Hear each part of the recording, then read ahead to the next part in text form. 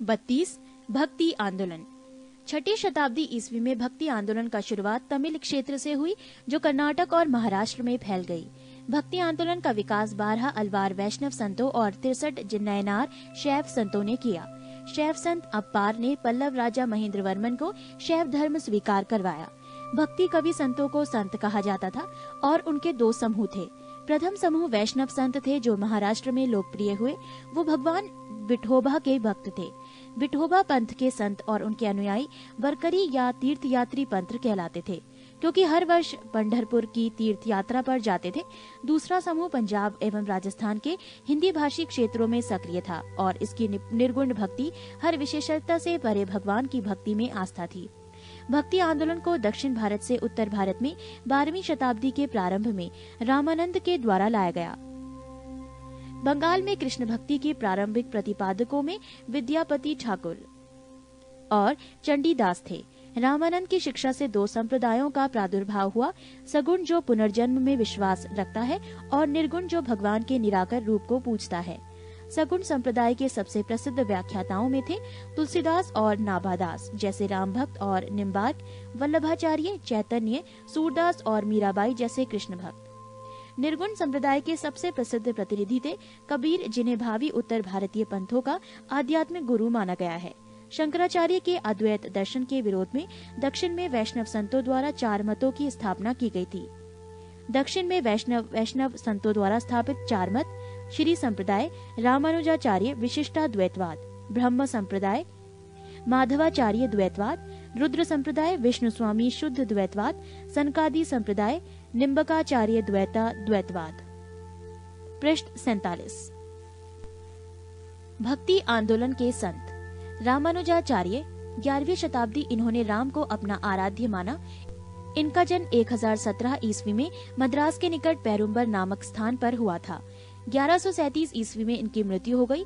रामानुज ने वेदांत में प्रशिक्षण अपने गुरु कांचीपुरम के यादव प्रकाश से प्राप्त किया था। रामानंद का जन्म 1299 ईस्वी में प्रयाग में हुआ था। इनकी शिक्षा प्रयाग तथा वाराणसी में हुई। इन्होंने अपना संप्रदाय सभी जातियों के लिए खोल दिया। रामानुज की भांति इन्होंने भी भक्ति को मोक्ष का एकमात्र साधन स्वीकार किया। इन्होंने मर्यादा पुरुषोत्तम राम एवं सीता की आराधना को समाज के समक्ष रखा।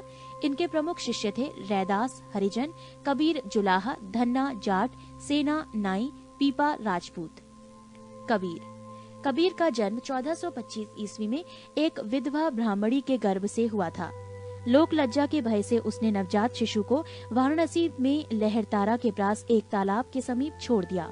जुलाहा, नीरू तथा उसकी पत्नी नीमा इस नवजात शिशु को अपने घर ले आए। इस बालक का नाम कबीर रखा गया। इन्होंने राम, रहीम, हजरत, अल्लाह आदि को एक ही ईश्वर के अनेक रूप माने। इन्होंने जाति प्रथा, धार्मिक कर्मकांड, बाह्य आडंबर, मूर्ति पूजा, जप तप, अवतारवाद आदि का घोर विरोध करते हुए एकेश्वरवाद में आस्था व्यक्त की एवं निराकार ब्रह्मा की उपासना को महत्व दिया। निर्गुण भक्ति धारा से जुड़े कबीर ऐसे प्रथम भक्त थे जिन्होंने संत होने के बाद भी पूर्णतः गृहस्थ जीवन का निर्वाह किया। इनके अनुयायी कबीर पंथी कहलाए। कबीर के उपदेश सबद सिखों के आदि ग्रंथ में संग्रहित हैं। गुरु नानक का जन्म 1469 ईस्वी में अविभाजित पंजाब के तलवंडी नामक स्थान पर हुआ था, जो अब ननकाना साहिब के नाम से विख्यात है। उनकी माता का नाम तृप्ता देवी था, पिता का नाम कालूराम था। बटाला के मूलराज खत्री की बेटी सुलक्षणी से उनका विवाह हुआ।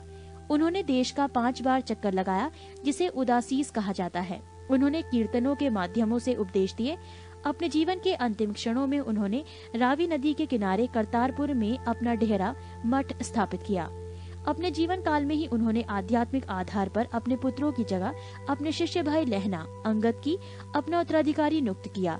इनकी मृत्यु 1539 ईस्वी में करतारपुर में हुई। नानक ने सिख धर्म की स्थापना की। नानक सूफी संत बाबा फरीद से प्रभावित थे। चैतन्य का जन्म 1486 ईस्वी में नदिया बंगाल के मायापुर गांव में हुआ था। इनके पिता का नाम जगन्नाथ मिश्र एवं माता का नाम शची देवी था। पाठशाला में चैतन्य को निर्माई पंडित कहा जाता था। इन्होंने गोसाई संघ की स्थापना की और साथ ही संकीर्तन प्रथा को जन्म दिया।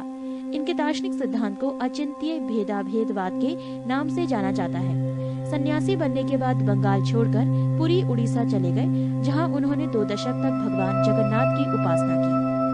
श्रीमद वल्लभाचार्य का जन्म 1479 ईस्वी में चंपारण्य वाराणसी में हुआ था।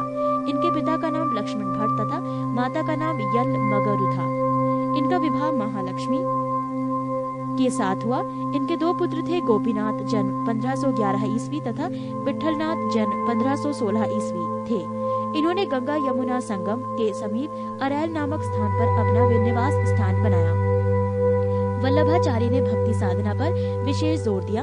इन्होंने भक्ति को मोक्ष का साधन बताया। इनके भक्ति मार्ग को पुष्टि मार्ग कहते हैं। गोस्वामी तुलसीदास, इनका जन्म उत्तर प्रदेश के बांदा जिले में राजापुर गांव में 1554 ईस्वी में हुआ था।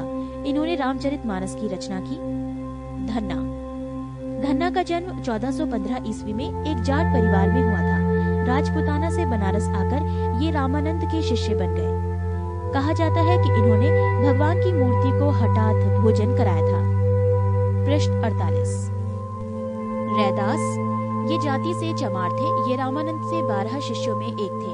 इनके पिता का नाम रघु तथा माता का नाम गुरविनिया था। ये जूता बनाकर जीविकोपार्जन करते थे। मीराबाई ने इन्हें अपना गुरु माना है। इन्होंने रायदासी संप्रदाय की स्थापना की। दादू दयाल, ये कबीर के अनुयायी थे। इनका जन्म 1554 ईस्वी में अहमदाबाद में हुआ था। इनका संबंध धुनिया जाति से था। सांभर में आकर इन्होंने ब्रह्म संप्रदाय की स्थापना की। अकबर ने धार्मिक चर्चा के लिए इन्हें एक बार फतेहपुर सीकरी बुलाया था। इन्होंने निपख नामक आंदोलन की शुरुआत की। 33। मुगल साम्राज्य, मुगल वंश का संस्थापक बाबर था। बाबर एवं उत्तरवर्ती मुगल शासक तुर्क एवं सुन्नी मुसलमान थे। बाबर ने मुगल वंश की स्थापना के साथ ही पद पादशाही की स्थापना की, जिसके तहत शासक को बादशाह कहा जाता था। बाबर 1526 से 1530 ईस्वी।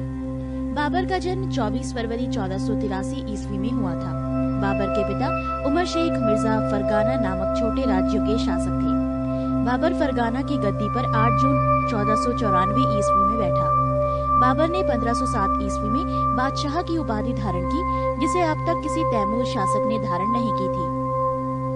बाबर के 4 पुत्र थे, हुमायूं, कामरान, अस्करी तथा हिंदाल। बाबर ने भारत पर 5 बार आक्रमण किया। बाबर का भारत के विरुद्ध किया गया प्रथम अभियान 1519 ईस्वी में यूसुफ जाई जाति के विरुद्ध था। इस अभियान में बाबर ने बाजौर और भेरा को अपने अधिकार में कर लिया। बाबर को भारत पर आक्रमण करने का निमंत्रण पंजाब के शासक दौलत खान लोधी एवं मेवाड़ के शासक राणा सांगा ने दिया था। पानीपत के प्रथम युद्ध में बाबर ने पहली बार तुगलमा युद्ध नीति एवं तोपखाने का प्रयोग किया था। उस्ताद अली एवं मुस्तफा बाबर के 2 प्रसिद्ध निशानेबाज थे, जिसने पानीपत के प्रथम युद्ध में भाग लिया था। बाबर द्वारा लड़े गए प्रमुख युद्ध। पानीपत का प्रथम युद्ध, वर्ष 21 अप्रैल 1526 ईस्वी, पक्ष इब्राहिम लोदी एवं बाबर, परिणाम बाबर विजयी। खानवा का युद्ध, वर्ष 17 मार्च 1527 ईस्वी, पक्ष राणा सांगा एवं बाबर, परिणाम बाबर विजयी। चंदेरी का युद्ध, वर्ष 29 जनवरी 1528 ईस्वी, पक्ष मेदिनी राय एवं बाबर, परिणाम बाबर विजयी। घाघरा का युद्ध, वर्ष 6 मई 1529 ईस्वी, पक्ष अफगानों एवं बाबर, परिणाम बाबर विजयी। बाबर को अपनी उदारता के लिए कलंदर की उपाधि दी गई। खानवा युद्ध में विजय के बाद बाबर ने गाजी की उपाधि धारण की थी। 30 जनवरी 1528 को जहर दे देने के कारण राणा सांगा की मृत्यु हो गई। करीब 48 वर्ष की आयु में 26 दिसंबर 1530 ईस्वी को आगरा में बाबर की मृत्यु हो गई। प्रारंभ में बाबर के शव को आगरा के आराम बाग में दफनाया गया। बाद में काबुल में उसके द्वारा चुने गए स्थान पर दफनाया गया। बाबर ने अपनी आत्मकथा बाबरनामा की रचना की, जिसका अनुवाद बाद में फारसी भाषा में अब्दुल रहीम खान खाना ने किया। बाबर को मुबैयान नामक पद्य शैली का भी जन्मदाता माना जाता है। बाबर प्रसिद्ध नक्शबंदी सूफी ख्वाजा उबैदुल्ला अहरार का अनुयायी था। बाबर का उत्तराधिकारी हुमायूं हुआ। पृष्ठ 49। हुमायूं 1530-1556 ईस्वी। नसरुद्दीन हुमायूं 29 दिसंबर 1530 ईस्वी को आगरा में 23 वर्ष की अवस्था में सिंहासन पर बैठा। गद्दी पर बैठने से पहले हुमायूं बदख्शां का सूबेदार था। अपने पिता के निर्देश के अनुसार हुमायूं ने अपने राज्य का बंटवारा अपने भाइयों में कर दिया। इसने कामरान को काबुल और कंधार, मिर्जा अस्करी को संभल, मिर्जा हिंदाल को अलवर एवं मेवाड़ की जागीरें दी। अपने चचेरे भाई सुलेमान मिर्जा को हुमायूं ने बदख्शां प्रदेश दिया। 1533 ईस्वी में हुमायूं ने दीन पनाह नामक नए नगर की स्थापना की थी। चौसा का युद्ध 25 जून 1539 ईस्वी में शेर खां एवं हुमायूं के बीच हुआ। इस युद्ध में शेर खां विजयी रहा। इसी युद्ध के बाद शेर खां ने शेरशाह की पदवी ग्रहण कर ली। बिलग्राम या कन्नौज युद्ध 17 मई 1540 ईस्वी में शेर खां एवं हुमायूं के बीच हुआ। इस युद्ध में भी हुमायूं पराजित हुआ। शेर खां ने आसानी से आगरा एवं दिल्ली पर कब्जा कर लिया। बिलग्राम युद्ध के बाद हुमायूं सिंध चला गया, जहां उसने 15 वर्षों तक घुमक्कड़ों जैसा निर्वासित जीवन व्यतीत किया। निर्वासन के समय हुमायूं ने हिंदाल के आध्यात्मिक गुरु फारसवासी शिया मीर बाबा दोस्त उर्फ मीर अली अकबर जामी की पुत्री हमीदा बानो बेगम से 29 अगस्त 1541 ईस्वी को निकाह कर लिया। कालांतर में हमीदा से ही अकबर जैसे महान सम्राट का जन्म हुआ। 1555 में हुमायूं ने पंजाब के शूरी शासक सिकंदर को पराजित कर पुनः दिल्ली की गद्दी पर बैठा। हुमायूं द्वारा लड़े गए 4 प्रमुख युद्धों का क्रम है: देवरा 1531 ईस्वी, चौसा 1539, बिलग्राम 1540 एवं सरहिंद का युद्ध 1555 ईस्वी। 1 जनवरी 1556 ईस्वी को दीन पनाह भवन में स्थित पुस्तकालय की सीढ़ियों से गिरने के कारण हुमायूं की मृत्यु हो गई। हुमायूं नामा की रचना गुलबदन बेगम ने की थी। हुमायूं ज्योतिष में विश्वास करता था, इसीलिए उसने सप्ताह में 7 दिन 7 रंग के कपड़े पहनने के नियम बनाए। शेर शाह 1540 से 1545 ईस्वी। सूर साम्राज्य का संस्थापक अफगान वंशीय शेरशाह सूरी था। शेरशाह का जन्म 1472 ईस्वी में बजवाड़ा होशियारपुर में हुआ था। इनके बचपन का नाम फरीद खां था। ये सूर वंश से संबंधित था। इनके पिता हसन खां जौनपुर राज्य के अंतर्गत सासाराम के जमींदार थे। फरीद ने एक शेर को तलवार के एक ही वार से मार दिया था। उसकी इस बहादुरी से प्रसन्न होकर बिहार के अफगान शासक सुल्तान मोहम्मद बहार खां लोहानी ने उसे शेर खां की उपाधि प्रदान की। शेरशाह बिलग्राम युद्ध 1540 ईस्वी के बाद दिल्ली की गद्दी पर बैठा। शेरशाह की मृत्यु कालिंजर के किले को जीतने के क्रम में 22 मई 1545 ईस्वी को हो गई। मृत्यु के समय वो उक्का नाम का आग्नेय शास्त्र चला रहा था। कालिंजर का शासक कीरत सिंह था। शेरशाह का मकबरा सासाराम में झील के बीच ऊंचे टीले पर निर्मित किया गया है। रोहतासगढ़ किला किलाए कोहना दिल्ली नामक मस्जिद का निर्माण शेरशाह के द्वारा किया गया था। शेरशाह का उत्तराधिकारी उसका पुत्र इस्लाम शाह था। शेरशाह ने भूमि की माप के लिए 32 अंक वाला सिकंदरी गज एवं सन की डंडी का प्रयोग किया। शेरशाह ने 178 ग्रेन चांदी का रुपया एवं 380 ग्रेन तांबे के दाम चलवाया। शेरशाह ने रोहतासगढ़ के दुर्ग एवं कन्नौज के स्थान पर शेरसुर नामक नगर बसाया। शेरशाह के समय पैदावार की लगभग 1/3 भाग सरकार लगान के रूप में वसूल करती थी। पृष्ठ 50। कबूलियत एवं पट्टा प्रथा की शुरुआत शेरशाह ने की। शेरशाह ने 1541 ईस्वी में पाटलिपुत्र को पटना के नाम से पुनः स्थापित किया। शेरशाह ने ग्रैंड ट्रंक रोड की मरम्मत करवाई। मलिक मोहम्मद जायसी शेरशाह के समकालीन थे। डाक प्रथा का प्रचलन शेरशाह के द्वारा किया गया। अकबर 1542 से 1605 ईस्वी। सम्राट अकबर का जन्म 15 अक्टूबर 1542 ईस्वी को हमीदा बानो बेगम के गर्भ से अमरकोट के राणावीर साल के महल में हुआ। अकबर का राज्याभिषेक 14 फरवरी 1556 ईस्वी को पंजाब के कलानौर नामक स्थान पर हुआ। अकबर का शिक्षक अब्दुल लतीफ ईरानी विद्वान था। जब जलालुद्दीन मोहम्मद अकबर बादशाही गाजी की उपाधि से राज सिंहासन पर बैठा, बैरम खां 1556 से 1560 ईस्वी तक अकबर का संरक्षक रहा। अकबर द्वारा जीते गए प्रदेश। 1. प्रदेश मालवा, शासक बाज बहादुर, वर्ष 1561, मुगल सेनापति आदम खां, पीर मोहम्मद। 2. प्रदेश चुनार, शासक अफगानों का शासन, वर्ष 1562, मुगल सेनापति अब्दुल्ला खां। 3. प्रदेश गोंडवाना, शासक वीर नारायण एवं दुर्गावती, वर्ष 1564 मुगल सेनापति आसफ खां स्वयं अधीनता। 4 प्रदेश आमेर शासक भारमल वर्ष 1562 मुगल सेनापति स्वीकार किया। 5 प्रदेश मेड़ता शासक जयमल वर्ष 1562 मुगल सेनापति सरफुद्दीन। 6 प्रदेश मेवाड़ शासक उदय सिंह एवं राणा प्रताप वर्ष 1568 और 1576 मुगल सेनापति स्वयं अकबर और मानसिंह एवं आसफ खां। 7 प्रदेश रणथंभौर शासक सूरज नाहाड़ा वर्ष 1569 मुगल सेनापति भगवान दास एवं अकबर। 8 प्रदेश कालिंजर शासक रामचंद्र वर्ष 1569 मुगल सेनापति मजनू खां काकशा।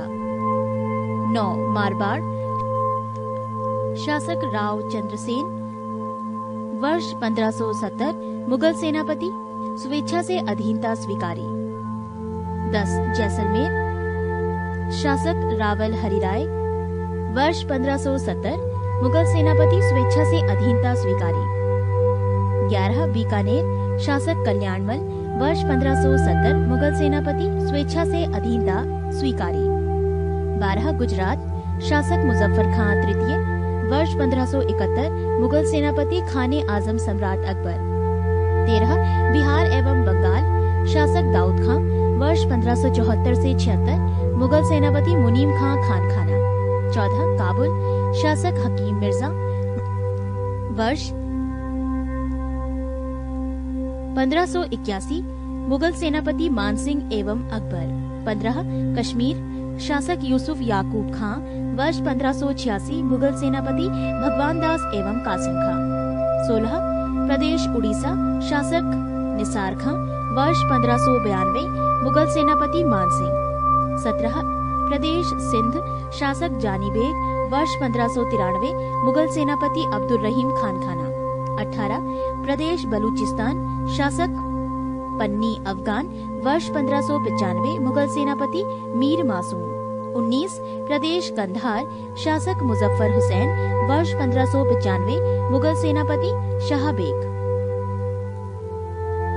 दक्षिण भारत 1 प्रदेश खानदेश शासक अली खां वर्ष 1591 मुगल सेनापति स्वेच्छा से अधीनता स्वीकारी।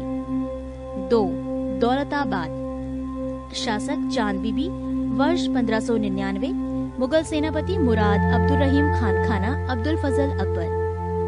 3 प्रदेश अहमदनगर शासक बहादुर शाह चांद बीबी वर्ष 1600 मुगल सेनापति कुछ नहीं।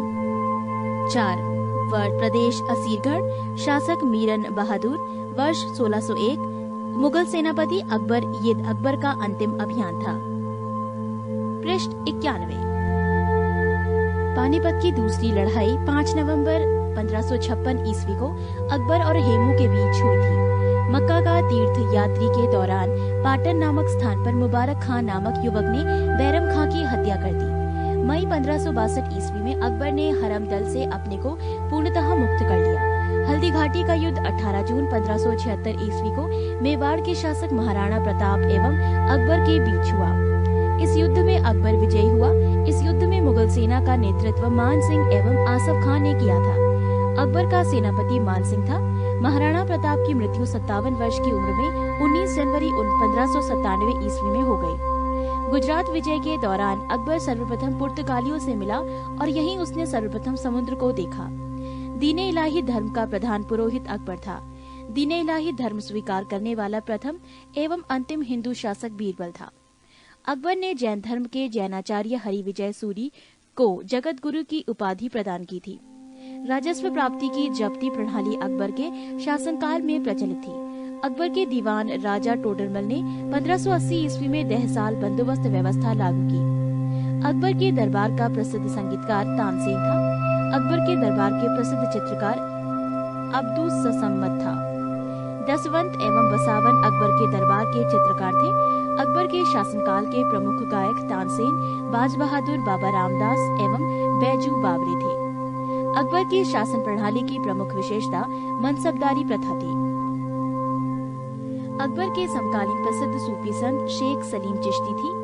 अकबर की मृत्यु 16 अक्टूबर 1605 ईस्वी को हुई। इसे आगरा के निकट सिकंदरा में दफनाया गया। स्थापत्य काल के क्षेत्र में अकबर की महत्वपूर्ण कृतियां हैं दिल्ली में हुमायूं का मकबरा, आगरा का लाल किला, फतेहपुर सीकरी में शाही महल, दीवाने खास, पंचमहल, बुलंद दरवाजा, जोधाबाई का महल, इबादत खाना, इलाहाबाद का किला और लाहौर का किला। अकबर के दरबार को सुशोभित करने वाले 9 रत्न इस प्रकार थे: 1 बीरबल, 2 अबुल फजल, 3 टोडरमल, 4 भगवान दास, 5 तानसेन, 6 मानसिंह, 7 अब्दुल रहीम खान खाना, 8 मुल्ला 2 प्याजा, 9 हकीम हुकाम।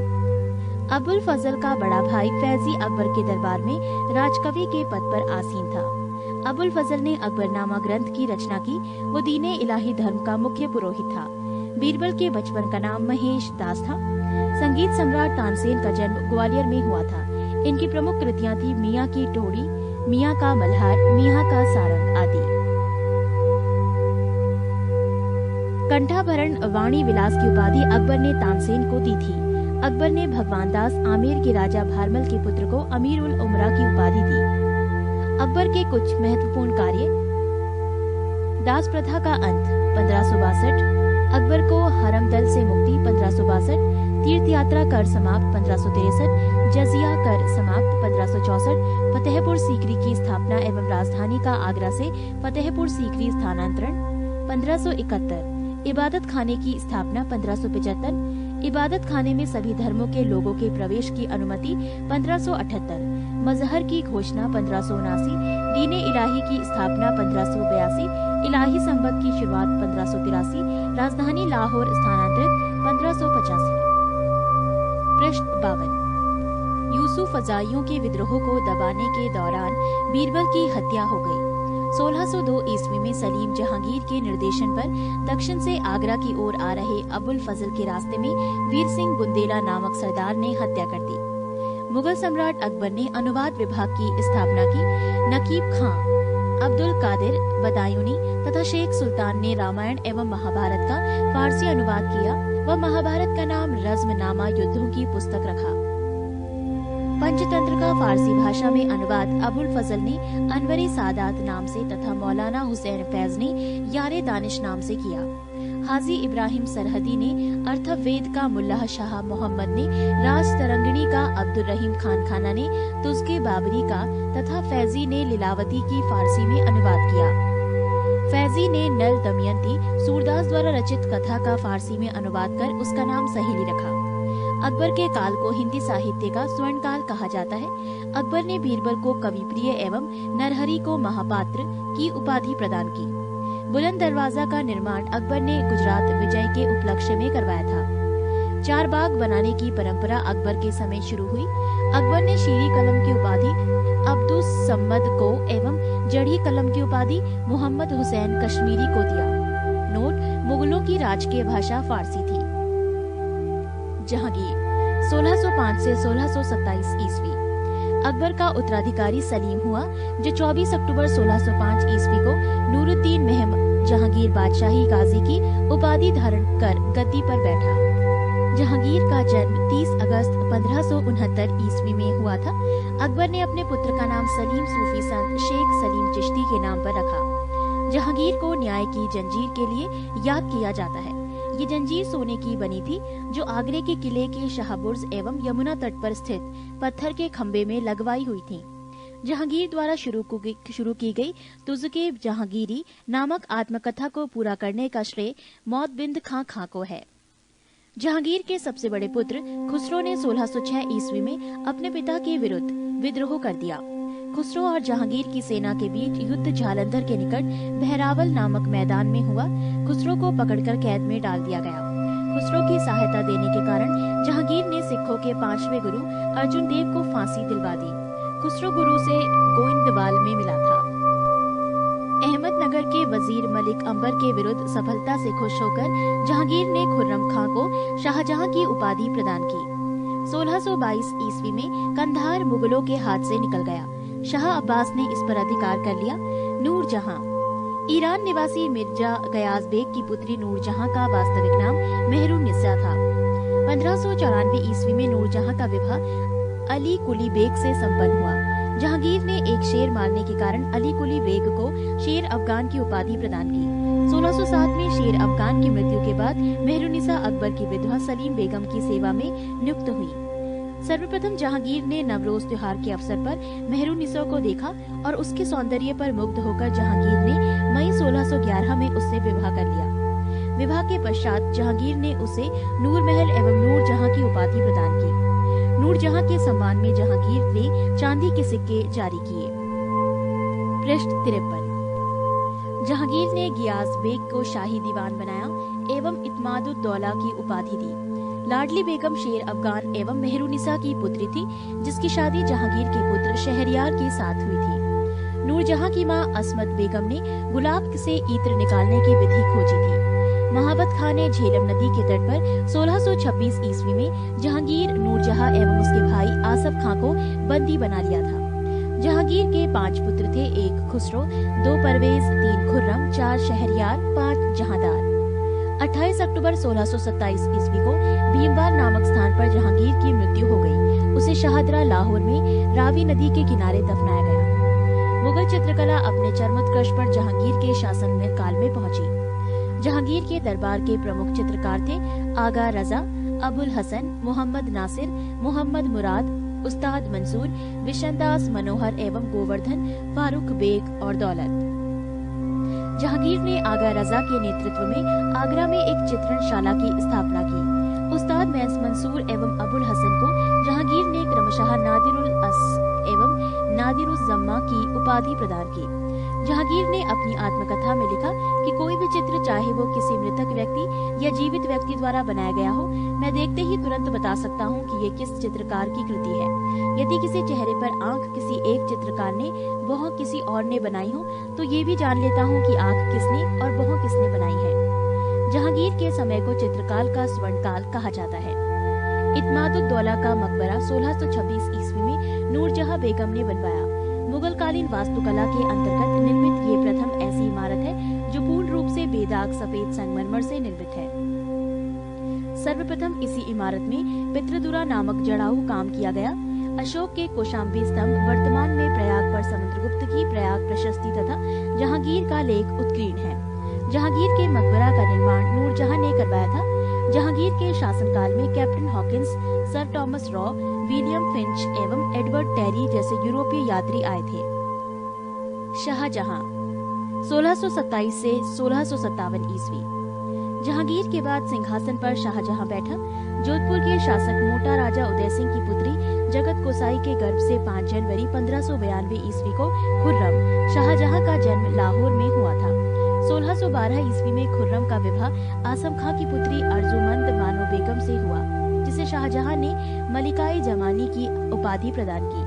7 जून 1631 ईस्वी में प्रसव पीड़ा के कारण उसकी मृत्यु हो गई।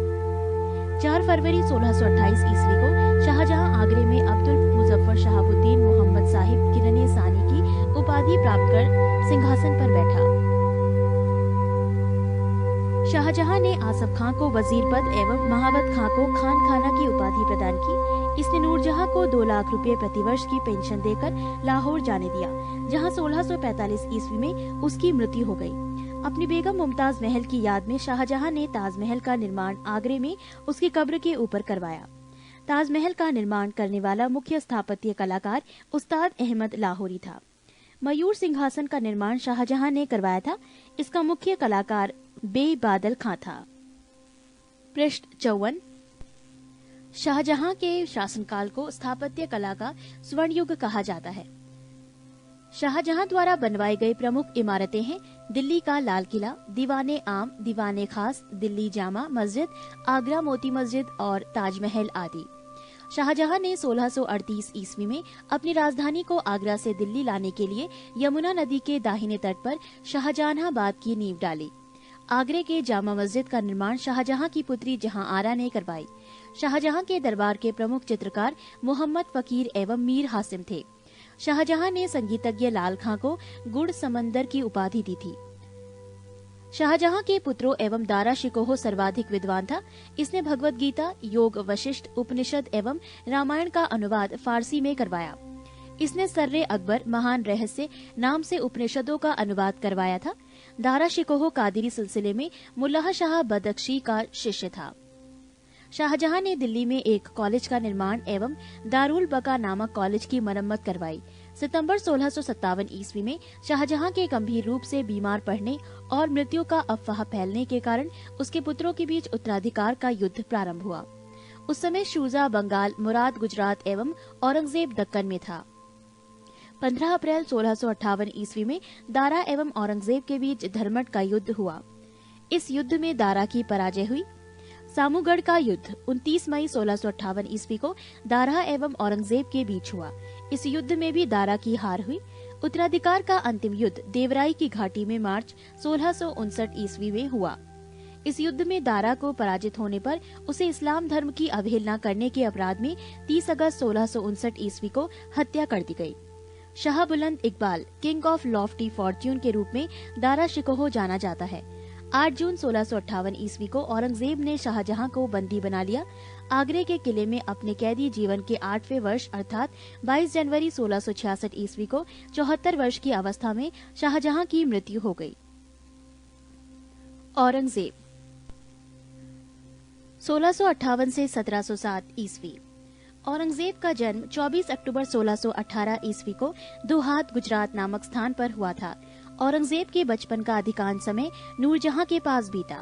18 मई 1637 ईस्वी को फारस के राजघराने की दिलराज बानो बेगम के साथ औरंगजेब का निकाह हुआ। आगरा पर कब्जा कर जल्दबाजी में औरंगजेब ने अपना राज्याभिषेक अबुल मुजफ्फर मुहउद्दीन मुजफ्फर औरंगजेब बहादुर आलमगीर की उपाधि से 31 जुलाई 1658 को करवाया। देवराई के युद्ध में सफल होने के बाद 15 मई 1659 को औरंगजेब ने दिल्ली में प्रवेश किया और शाहजहां के शानदार महल में 5 जून 1659 को दूसरी बार राज्याभिषेक करवाया। औरंगजेब के गुरु थे मीर मोहम्मद हकीम। औरंगजेब सुन्नी धर्म को मानता था, उसे जिंदा पीर कहा जाता था। जयसिंह एवं शिवाजी के बीच पुरंदर की संधि 22 जून 1665 ईस्वी को संपन्न हुई। मई 1666 ईस्वी को आगरे के किले के दीवान आम पर औरंगजेब के समक्ष शिवाजी उपस्थित हुए। यहाँ शिवाजी को कैद कर जयपुर भवन में रखा गया। इस्लाम नहीं स्वीकार करने के कारण सिखों के 9वें गुरु तेग बहादुर की हत्या औरंगजेब ने 1675 में दिल्ली में करवा दी थी। औरंगजेब ने 1679 ईस्वी में जजिया कर को पुनः लागू किया। औरंगजेब ने बीबी का मकबरा का निर्माण 1679 ईस्वी में औरंगाबाद महाराष्ट्र में करवाया। पृष्ठ 55। 1686 ईस्वी में बीजापुर एवं 1697 में गोलकुंडा को औरंगजेब ने मुगल साम्राज्य में मिला लिया। मदन्ना एवं अकन्ना नामक ब्राह्मणों का संबंध गोलकुंडा के शासक अब्दुल हसन से था। औरंगजेब के समय हुए जाट विद्रोह का नेतृत्व गोकुला एवं राजाराम ने किया। 1670 ईस्वी में तिलपत की लड़ाई में जाट परास्त हुए। गोकुल को मौत के घाट उतार दिया गया। इसके बावजूद जाटों ने 1685 ईस्वी में राजाराम के नेतृत्व में पुनः विद्रोह किया। इन जाटों ने सिकंदरा में स्थित अकबर के मकबरे को भी लूटा। भरतपुर राजवंश की नींव औरंगजेब के शासनकाल में जाट नेता एवं राजाराम के भतीजा चूड़ामन ने डाली। औरंगजेब ने के समय में हिंदू मनसबदारों की संख्या लगभग 337 थी, जो अन्य मुगल सम्राटों की तुलना में अधिक थी। औरंगजेब का पुत्र अकबर ने दुर्गादास के बहकावे में आकर अपने पिता के खिलाफ विद्रोह किया। औरंगजेब ने कुरान को अपने शासन का आधार बनाया। इसने सिक्के पर कलमा खुदवाना, नवरोज का त्योहार मनाना, भांग की खेती करना, गाना बजाना, झरोका दर्शन, तुलादान प्रथा। इस प्रथा में सम्राट को उसके जन्म दिन पर सोने, चांदी तथा अन्य वस्तुओं से तौलने की प्रथा थी। ये अकबर के जमाने में प्रारंभ हुई थी। आदि पर प्रतिबंध लगा दिया। औरंगजेब ने दरबार में संगीत पर पाबंदी लगा दी तथा सरकारी संगीतज्ञों को अवकाश दे दिया गया। भारतीय शास्त्रीय संगीत पर फारसी में सबसे अधिक पुस्तकें औरंगजेब के ही शासनकाल में लिखी गईं। औरंगजेब स्वयं वीणा बजाने में दक्ष था। औरंगजेब ने 1665 ईस्वी में हिंदू मंदिरों को तोड़ने का आदेश दिया। इसके शासनकाल में तोड़े गए मंदिरों में सोमनाथ का मंदिर, बनारस का विश्वनाथ मंदिर एवं वीर सिंह देव द्वारा जहांगीर काल में मथुरा में निर्मित केशव राय मंदिर थे। औरंगजेब की मृत्यु 20 फरवरी 1707 ईस्वी को हुई। इसे खुलदाबाद, जो अब रोजा कहलाता है, में दफनाया गया। औरंगजेब के समय सूबों की संख्या 20 थी। औरंगजेब दारुल हर्ब काफिरों का देश को दारुल इस्लाम, इस्लाम का देश में परिवर्तित करने को अपना महत्वपूर्ण लक्ष्य मानता था। नोट: औरंगजेब के शासनकाल में मुगल सेना में सर्वाधिक हिंदू सेनापति थे।